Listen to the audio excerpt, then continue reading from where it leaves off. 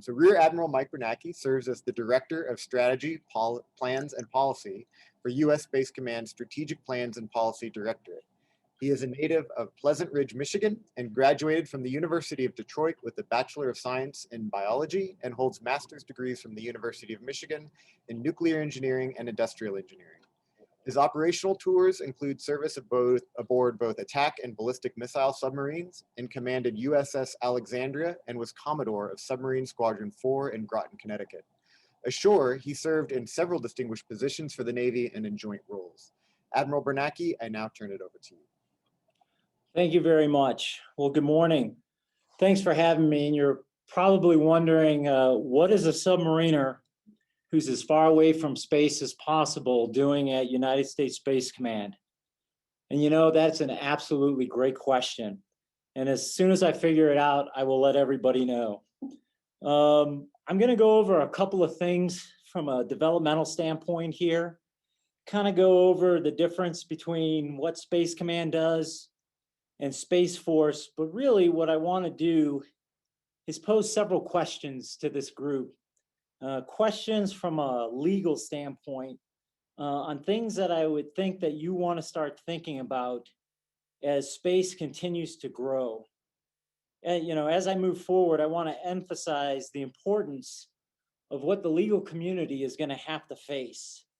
You know, as we navigate a ton of complex issues across the enterprise that we see each and every day. You know, Marcus Garvey once wrote that a people without knowledge of their past history, origins, and culture is like a tree without roots. And I would tell you, when you look at space, it's kind of the wild, wild west. And so it really is a tree without roots right now. So for those of you who don't know from a Navy perspective how we do things, is we take our JAGs to war, we take them to battle, we bring them on our ships. If they don't give us the right answer, we throw them overboard. Just kidding. But it's very important that they're with us as we make legal decisions. And then, although it's always up to the commander to be their own ethics counselor and make the final ethics decision, we use our JAGs quite often for ethics guidance. And what you're going to find as I go through some examples here real quick before I show you a video, some things I want you to think about, is we're just on the very beginning of ethics decisions when it comes to space. I'll give you a few examples. So the Unified Command Plan came out, giving a lot of authorities here to United States Space Command as we acknowledge space as a warfighting domain.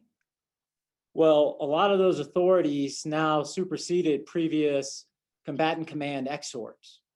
So when you take a look at that, right, the UCP signed by the president, and then the exhorts are signed by the Secretary of Defense, well, you find conflicts now in those.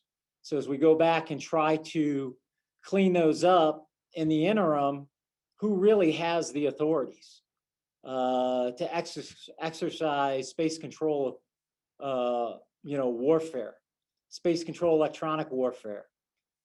We find ourselves running into those legal ethical questions right now.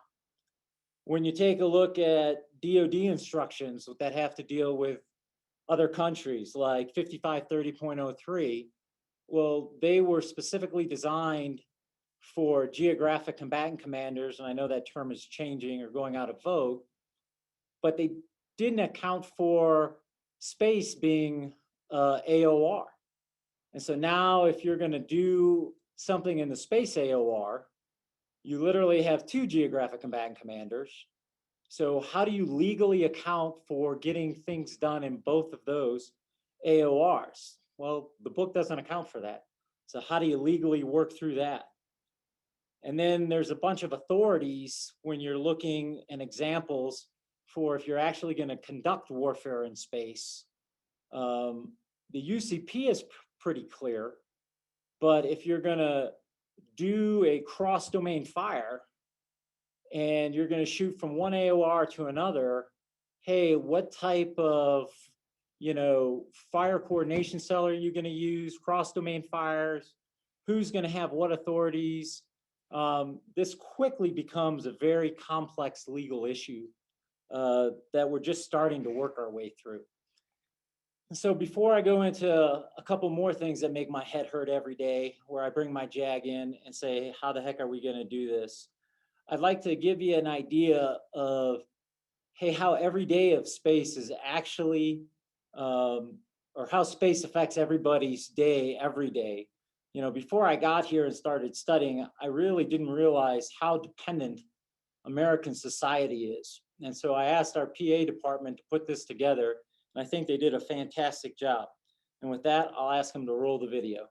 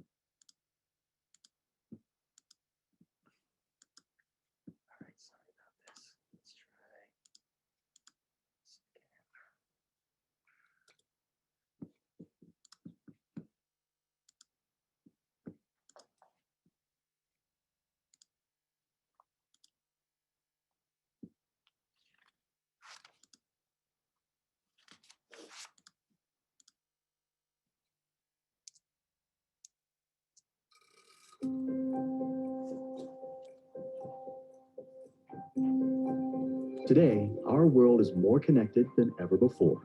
A globalized network of commerce, communications, travel, and industry.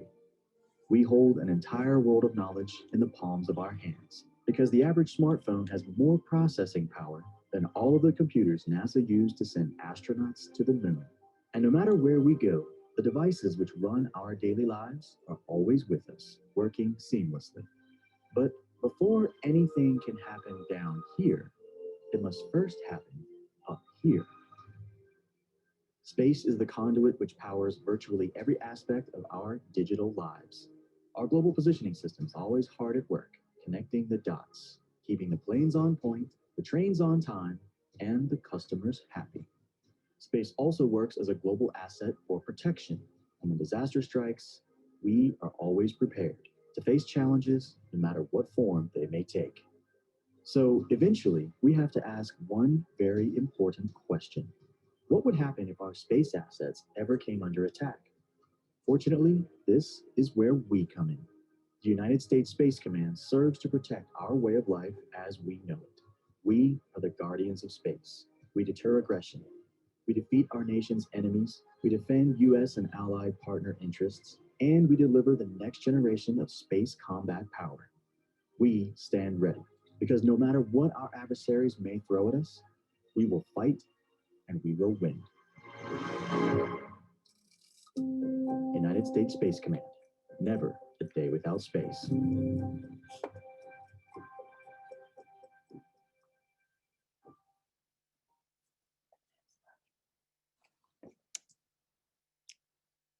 So I hope the video gave you just a real brief understanding that literally everything we touch is somehow touched by space. You know, 90% of what this country needs to survive comes by sea, and 100% of all commerce on the sea depends on our PNT position, timing, and navigation in order to get there, as well as obviously all trains, planes, automobiles, farming, all of that relies on space. Telecommunications, your bank card, I mean, the list goes on and on. And as you can see from this slide really quick, space is pretty complicated. You know, the explosion of the commercialization of space, last year there was 2,990 satellites were launched. Almost all of them were commercial. Less than 3% was DoD of that, and over half was US civilian companies. So when you think about that, that's an amazing number. And that number is just going to grow exponentially. When you take a look we expect to have, SATCOM, broadband, internet via low Earth orbit. The number is just going to rise exponentially over the next couple of years. Space is not an easygoing environment, to be sure. And it's getting more and more challenging. Space debris is becoming an absolute problem. As you can imagine, something going between 17 and 22,000 miles an hour, even the size of a dime, can have a devastating effect on your day. The physical environment, what we call space weather, can have a lot of effects, from SATCOM to damaging on satellites. Space is getting cheaper and cheaper as we go through, and the competitors, as I'm going to discuss in some detail. The expected growth of space, everything always seems to come down to economics. It's projected to be a $3 trillion industry. So as you can see, the commercial side is going to have a huge say in space. And last year, when you take a look at the numbers, there was what we would call a near miss from debris almost every second in space. And that is an amazing statistic. Sorry, they left me to run the computer by myself. They don't know how dangerous that is. So we'll see how this works. So when we look at the militarization and weaponization of space, primarily Russia and China, when you look, the resurgence powers, they seek to challenge and look at the space dominance. Our space architecture was built in a benign environment. We did not anticipate a militarization or weaponization of space. And so our initial architecture was built for peace. It was not built for a combat scenario. So we have to be ready to protect and defend our interests. And our competitors seek to take advantage of that fact. And so we need to be ready to take a look at how we will deter that type of competition in space, and make sure that all peace-loving nations are able to use use space for peaceful purposes. As you've seen, it is absolutely tied to the prosperity of the nation. All right, here's a quick history lesson, kind of going through. Everybody saw what space did in the first Desert Storm. China especially took notice of how the United States used space. So then in January 2007, China tested its very first anti-satellite weapon against a defunct weather satellite of its. It did a kinetic kill. It created over 30,000 pieces of space debris. Many of those are still in orbit to this day. The DoD's reaction to this event, as well as the rest of the nation, was to denounce this test, and many other nations joined in this. This actually surprised China a bit. Our policies at the time, however, derailed any initiative to defend ourselves and to make space a warfighting domain. Now fast forward to May of 2014, and Russia launched what was assessed to be 3 comm satellites. But the 4th object, initially thought to be some type of space debris, started to maneuver. We watched as this object did a rendezvous with close proximity ops with rockets. Then in December 2019, Russians launched the Cosmos 2542, a satellite with properties like a Russian nesting doll. The Cosmos 2542 released the Cosmos 2543 on orbit, whose behavior became questionable, bordering on hostile. Roscosmos 2543 was classified an inspector satellite. Then in July of 2020, the Cosmos 2543 fired a projectile into outer space. This space torpedo was the first time the US military and its allies publicly called out another country for irresponsible behavior in space. Then in December 2020, Russia accomplished a direct descent anti-satellite missile test.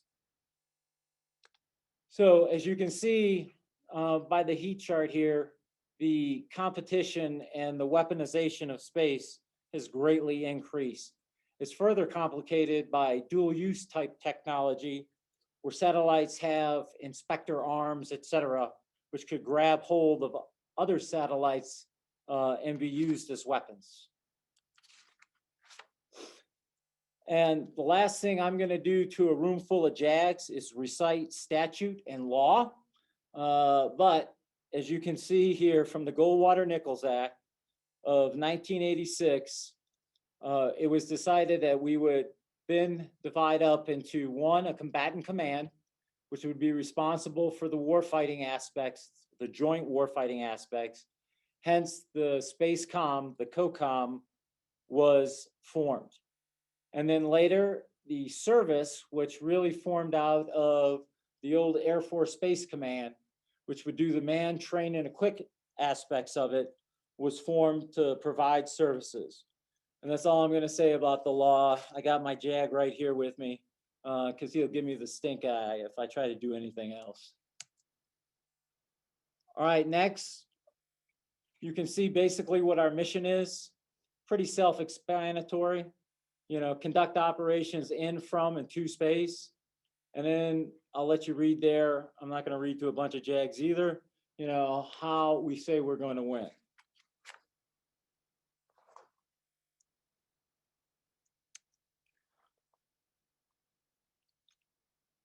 This is our current organizational structure.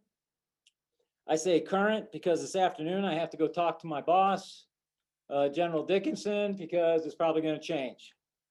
You know, I will tell you when, and some of you probably were involved in it, when Cybercom stood up, it took them over 9 years, and they're still going through tanks right now to see what manning and what the Cybercom work teams are going to be. You know, on the bottom, you'll see a traditional Napoleonic Jader staff, but everything we do is to flex to be able to provide the warfighter in the field the space, property, space abilities that they need in order to do their job. And as we continue to grow and get capabilities, we have to morph to become quicker, more agile in order to meet what the warfighter actually needs. And so we are doing studies right now on what this will actually look like. And I think what you're going to find is we're going to look actually more traditional than you might think, that we'll have a joint force space component commander, a land component commander, an air component commander, and a maritime component commander, with obviously the space component commander being the preponderance of where the forces are, all focused on taking care of each of the global component, or I'm sorry, the terrestrial components, but it will be in a global manner because space is global. There'll be parts of it, for example, which are space electronic warfare. There may be maneuvers which are done by the different theater commanders, but SATCOM, those kind of things are really globally controlled, especially when you're talking potential conflict with a near peer adversary. So a lot of words there to say that, hey, we're looking at it and it'll all probably change. All right, so this is probably the slide I want to spend a little bit of time on. When you take a look at it, this is the one that'll probably hurt the head the most. There's a lot of good news here, but also a lot of possibility for legal questions. So we have a lot of partnerships on the DoD and DOG side of the house. So we work with NASA, we work with the NRO, civil agencies, et cetera. We have continuing allied partnerships. We'll get our first British one-star is going to report here this summer. We'll have several other countries which are going to have components here at the headquarters. And then you can see over at the right, we have a ton of civilian partnerships that we're working. And I told you how much the civilian industry is really the preponderance of the space industry. And so now this raises some questions, which I do not claim to have answers to, but I'll throw the legal questions out to you. What is our legal obligation to these civilian companies, depending on how much they partner with us, if there is combat in space? You know, I would tell you, if it was on the ground, right, there, you would have some actuary who would try to do some type of analysis, and they would probably put some type of surcharge on whatever it was based on the actuary analysis and insurance. And then they would say, oh yeah, well, we'll charge the government this much additional in order to insure because of that, you know, whatever, like we do for procuring civilian aircraft or ships. Well, how do you do that in space? Because it hasn't been done. If a space war fight happens and the damage does occur to the civilians, well, what are we liable for? What if it's a dual use target? What if the enemy does it with a dual use target? What are the laws of armed conflict? Satellites don't have mothers. So, you know, we say inherent right of self-defense. Well, that includes US property, granted, but how do you make those determinations? You know, part of this has gone for safe and responsible behavior, and we've had those talks. You know, when I talk to my staff, I say, hey, I'm fine talking about safe and professional behavior, i.e., hey, what does a military person do? But I am very uncomfortable and won't say this is the norms. Norms indicates that, hey, this is what civilians do. The military doesn't tell civilians what to do. If 2,990 satellites went up, less than 3% were DOD, hey, by the Constitution, we don't do that, right? That's a Department of State, Department of Commerce, that's a civilian thing to tell civilians what to do. We don't cross that line. Now, I'm okay with giving inputs into the DOD, and the DOD can do what they want with that, but right, as a uniformed person, that's not my job. My job is to make sure that soldiers, sailor, airmen, Marines, guardians all act in a professional, safe, and responsible manner. So these are a lot of questions that you're coming up, right? I mean, you have the Outer Space Treaty, which is 1969. A lot has changed in space since 1969. And who is going to rewrite, look at that? How do we do that? You know, how do we make sure we don't limit ourselves? I mean, we do operations in space all the time, right? And I want to be able to continue to do some of those operations, you know, but we also want to understand, because if there's not norms, then how do I know when a country's being aggressive? How do I know when I don't feel safe, right? I can set up a maritime exclusion zone at sea, and then, hey, if you bust this maritime exclusion zone, hey, I know you're doing a hostile act. Well, how do you do that in space? I don't have an international distress signal in space. I do in the sea domain. I do have it in the air domain, right? It took hundreds of years to come up with international laws of the sea. I would argue I don't have that time in space. So what are you lawyers going to do to fix that? My JAG's now looking at me like, come on, man. But here are some of the legal questions that I would pose to you, and what a great forum to talk about this. You know, how are we going to share these ideas? How are we going to delegate this legal framework, which is decades? Oh, I'm sorry. I guess it was 1967.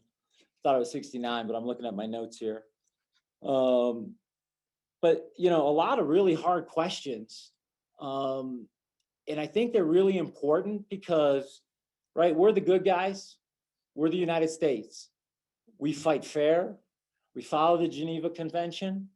And if for some reason we don't, we hold those people accountable. And so when you take a look at how we conduct, God forbid, if we have to, warfare in space, we want to make sure we get the rules right. And that's why when my JAG asked me to come and talk here, I said, yes, absolutely, because I think it's so important. All right, here's another great example of, we use this as, I gave you the outline, the history of, and the Russians actually accused us of megaphone diplomacy. But what is the right amount of megaphone diplomacy? When should we use private? How do we call out? You know, if we were Russia, or we did something, I think you could make a legal argument, hey, we didn't do anything wrong. I mean, hey, we obeyed the 1967 treaty. So why are you, the United States, you know, saying all of these things? I mean, right, as we go and have a intellectual legal conversation here, if I was going to take an opposing view, if I was Russia, I think you could say, hey, listen, I followed the treaty to the letter of the law. And if you had an issue with it, you should have pulled out the 1967 treaty and come and talk to me in accordance with the treaty rules. Okay, you didn't do that. Instead, you know, you went to Time Magazine. So why did you do that? I think you're in violation of the treaty. So again, these are really difficult questions that I think, you know, all you smart lawyers who went to the 4 years of law school need to figure out for me. Now my JAG is looking at me mean again. All right, here's the courtesy roadmap to the future commander's vision.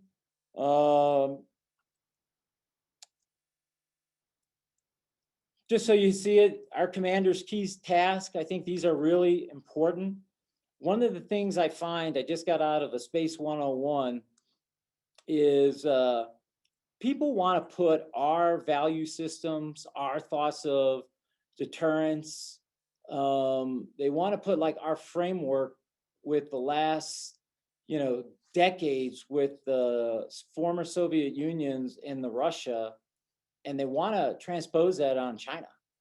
And China is a completely different problem set. And so, hey, how can we look at how China thinks, you know, how they view nuclear weapons, which is completely different.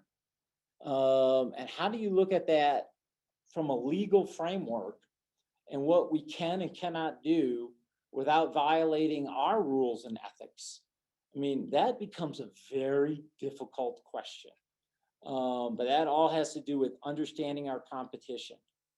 You know, when you build the command to compete and win, to me, that really becomes, what can we do in the gray zone? What can we do as Spacecom and Cybercom, which is legal and ethical, but gets into the enemy's decision making?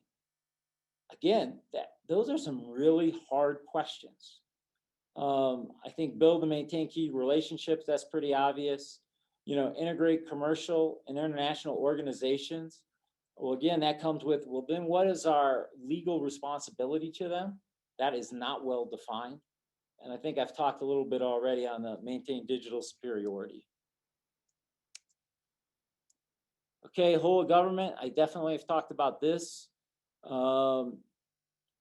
This is going to be more integrated than ever before as I see it. Again, there's kind of a cross. Cybercom and us are different, but we're very close cousins.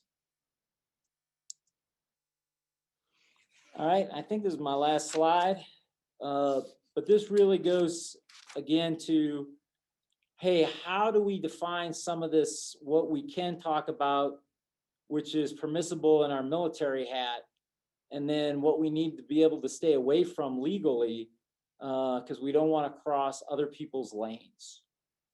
And so I hope, if nothing else, I've given you some stuff to chew on. As you can see, space is a pretty complicated, no, I have one more, sorry. Space is a pretty complicated legal challenge. Right now, it really is the wild, wild west. You can make arguments to do pretty much anything you want, but we are going to have to wrap our arms around it If not, the civilians will, make their own rules as they go. Clearly, they have the preponderance of the assets up there. And I think it's important because we have an obligation as a military to defend what protects America or what fuels America's prosperity, and when you take a look at how America's way of life is dependent on space, it's no different than protecting the waterways. As a simple sailor, as I will tell you, we have an obligation to protect the space domain because that fuels our economy. And what fuels our economy fuels America. And so with that, I think I will now be quiet, take any questions, or look at my JAG to see if he is gonna find me for anything, and we'll go from there. Okay, thank you very much, Admiral Bernacchi. And thank you again for graciously appearing and offering to take questions. For our audience, just so you know, there's a lot of questions, so I might aggregate and summarize some of those questions. And there also might be some of those that Admiral Bernacchi addressed in his talk or might be relevant to a future panel, so I might save a couple of those. Okay, sir, you mentioned the issue of space situational awareness and the dangers of debris. What types of collaboration do you think will be required with other governmental and civilian actors, not just domestically, but internationally, to enable the safety of space operations? Some of what we're doing right now is being able to tie in data from other nations into a holistic review. So we have signed space situational awareness treaties with several countries, and we've actually just now begun doing that type of data sharing. And where we would like it to go is actually to go machine to machine. Now, right, there's legal ramifications to that too.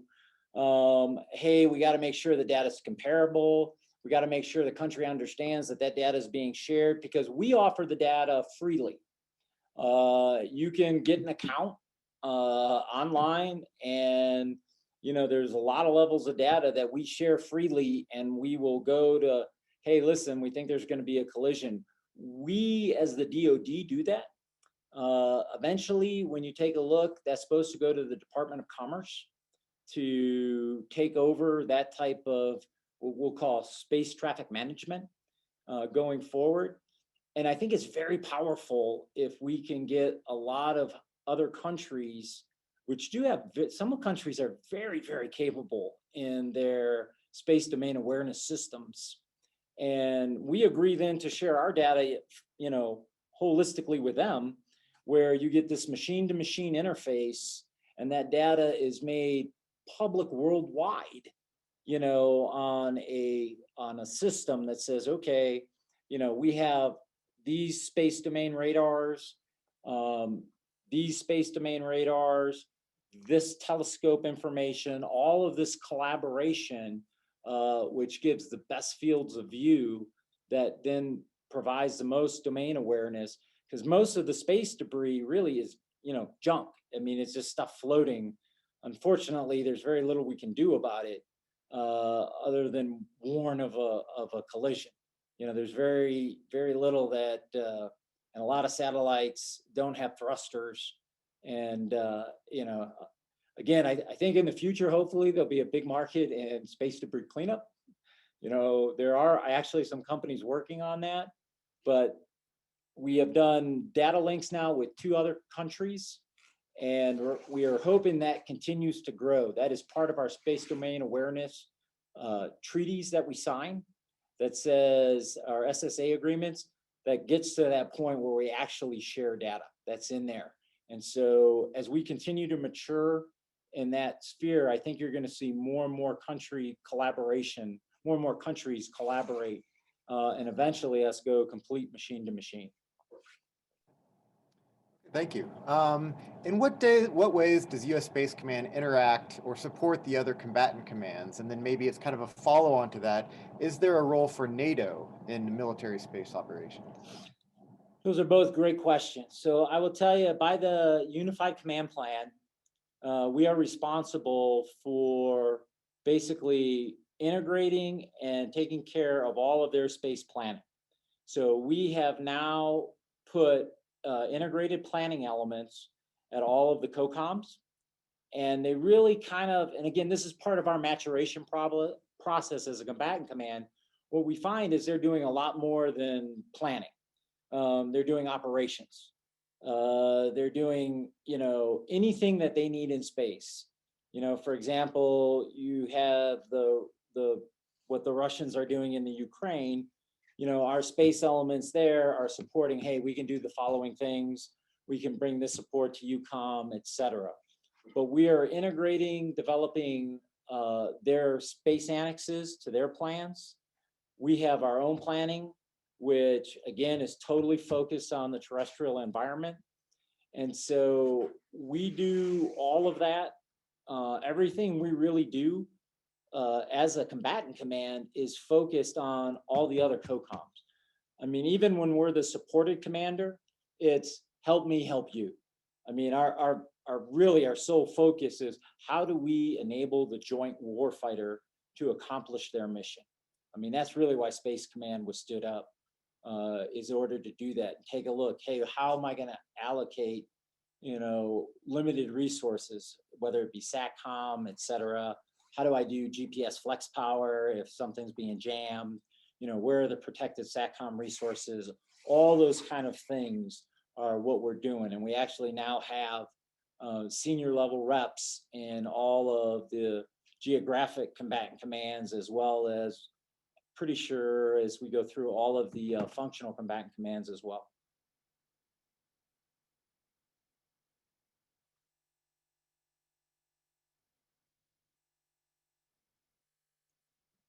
Oh, you're muted. Sorry, yep.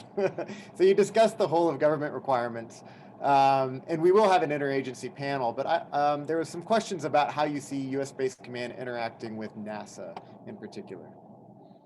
Yeah, we have a NASA rep here. And our main thing right now with NASA is we provide human space flight support. And so we are the contingency if something were to happen that's not planned for the astronauts as the DoD. For example, when the Dragon capsule on Monday shifted from one of the docks on the International Space Station to the other, that's their lifeboat. So I may be off on a couple of numbers here, but I think the Dragon capsule can hold 4, and the Soyuz capsule can hold 2 or 3. And so they had to put all 4 astronauts in the Dragon capsule when it moved from one dock to the other. And so, our Deputy J3 was up at 3 a.m. God forbid if anything happened and they would have bumped the dock and they wouldn't have been able to dock properly, and they had to make a emergency return to Earth. We as the Department of Defense, we're the agency of Spacecom that would be on the hook to make sure that those astronauts were recovered. And so that's our main interaction with NASA, is providing that human space flight support going through. Also, there's other aspects. If somebody's doing something, and if we're going to do a debris calculation or say, hey, all those, we'll work with NASA to make sure that we agree on the calculations, the math going through.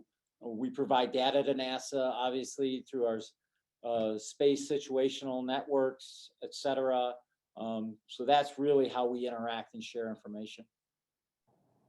Okay, in addition to that role of support for NASA's manned space operations, do you think there's a future role for U.S. Space Command in manned space operations?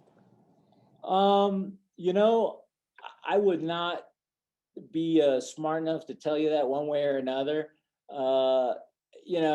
If that's where the DoD tells us eventually we go, then I would say yes.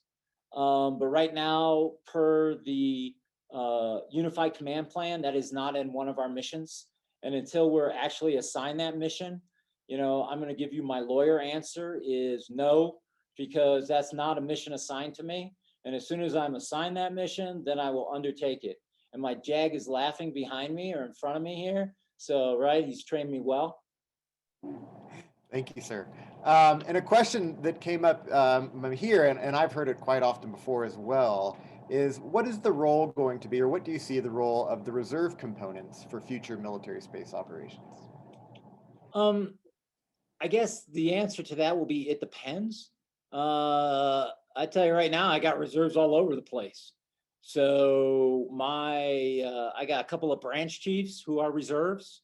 I have Navy reserves, I have Army reserves, I have Air Force reserves. So I could not function without the reserves. So some of my some of my smartest people are reservists. So I think it's critical. I mean, our reserves here at the Combatant Command allow us to function. I mean, I don't know how else to put it. So my J1, my J2, he's reserve 06 going through. I have a ton of reserves. We just moved the Navy Element Command, the whole reserve command from where it was here to Colorado Springs. So they could serve us full time.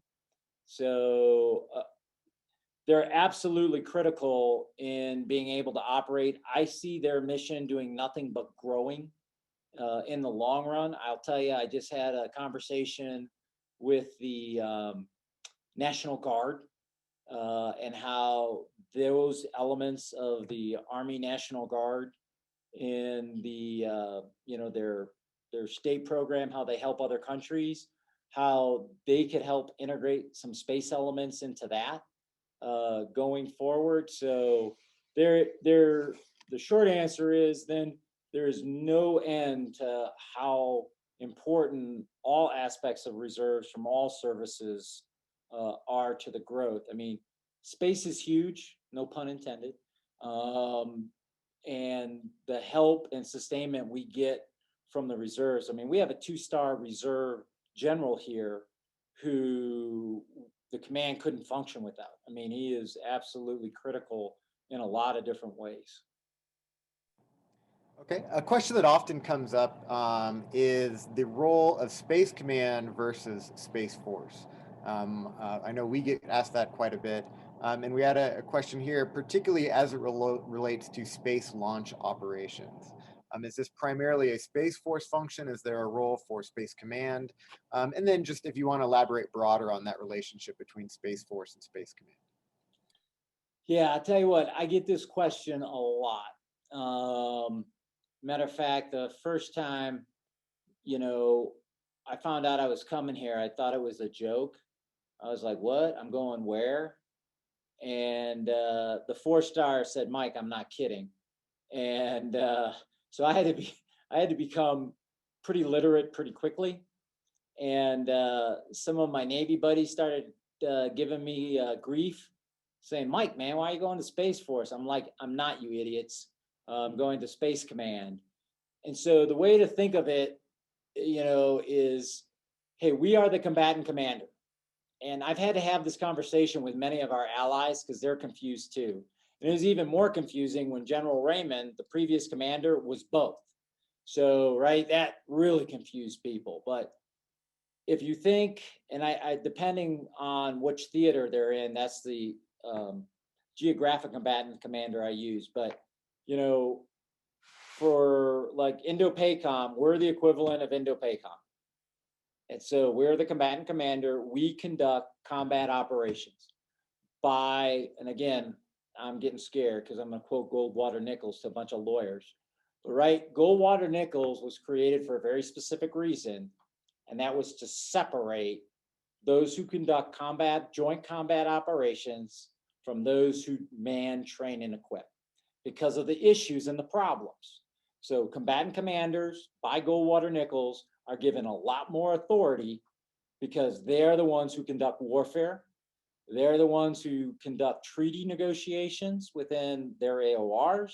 They're the ones who are given a lot of different authorities, and they answer directly to the Secretary of Defense because they're given such wide authority and powers in a joint warfighting domain.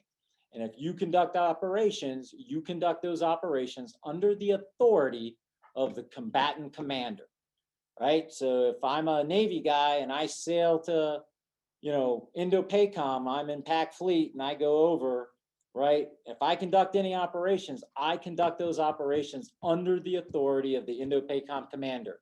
I do not conduct those authorities under the CNO. CNO has no authority to do anything like that. He does man, train, and equip. Break. Same exact thing here. So General Dickinson has all the authorities to do operations in space, 100 kilometers and above. I'm Navy, right? My J3 counterpart is actually Air Force Spec Ops. The J8 is a civilian. My deputy is Space Force. The J3 deputy is Army. So we are joint, okay? Space Force is a service. They do haircuts, uniforms, they man, they train, they equip. So they're looking future. They buy stuff, they build stuff, they run schoolhouses, they make space professionals. Just like the Navy does haircuts, uniforms. I can't tell you how many damn uniform changes there's been since I've been in the Navy. Oh my God. Anyway, we won't go there. But right, they build submarines, and then they hand those things over to the combatant commander to go use. Exact same thing between SpaceCom and Space Force. And when it comes to launching stuff, they procure, so the service procures the launches. So really, who does the launches, right? Most launches, I just told you, it's all civilian. So, right, they write the contract and Elon Musk does the launch. Right, he puts something on a pizza box and antenna, puts that stuff up into space, we're good to go. The service does most of, as you would expect, right? Because the service has most of the money. They do the contracting, like a lot of Navy and Indo-PACOM. Admiral Davidson doesn't buy submarines and aircraft carriers and stuff like that. The Navy does that. The Navy has a contract. That's the CNO's job, is to provide those services to Admiral Davidson. And the CSO, General Raymond, right, he's the long-term visionary. He says, hey, I'm going to need the following space forces. I'm going to need to put the following things up in space. Then they turn those over per the Forces 4 agreement to General Dickinson. Does that help? Absolutely. And I just want to thank you very much, Admiral, for your frank and lively comments. It was really fantastic. But I do want to make sure that our attendees have a chance to get a little something to eat before we move into our next session. But did you have any closing comments? The only thing I will say is that what you do from a legal perspective is incredibly important. I make fun of my JAG every day, and I enjoy it. However, never forget that the decisions you're going to make and the advice you're going to give the leaders, the generals, the admirals, whatever, especially what is going to become of space, is going to be absolutely critical for the future of warfighting and the future of peace. And so these are really hard questions that we don't have answers for. And so I really would appreciate, given the brain power that is in this group, you put some hard thought to this, because we got to get this right. Like I said in the beginning, I like to say we're the good guys, right? We pride ourselves as a democratic nation of being the good guys. And if we don't set the standard as a whole of government, the standard is going to get set for us, and it might not be something that we like. And so anything you can do to help push this ball forward, I personally would be grateful. Fantastic. Thank you very much, Admiral Bernacchi.